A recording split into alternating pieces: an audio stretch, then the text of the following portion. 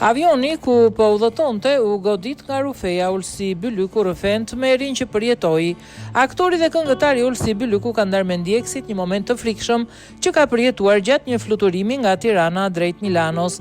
Përmes një Instastory ai tregoi se gjatë nisjes avioni është goditur nga rufeja duke krijuar panik dhe situatë kaotike mes pasagjerëve dhe ekipazhit.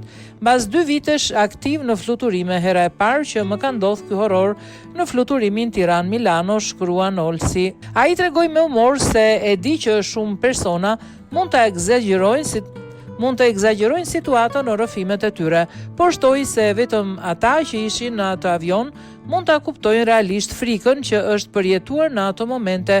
Pasagjerët që e përjetuan sot e kuptojnë për çfarë e kam fjalën, u shpreh ai. Në fund, Olsi falenderoi Zotin që gjithçka përfundoi mirë, ndërsa me nota humori shtoi se tani po kërkon dikë që të kthehet me makinë nga Milano në Tiranë. God is God. Kush ka rrugë me makinë nesër nga Milano në Tiranë, ma bëj një DM, shkroi ai duke ironizuar frikën pas incidentit.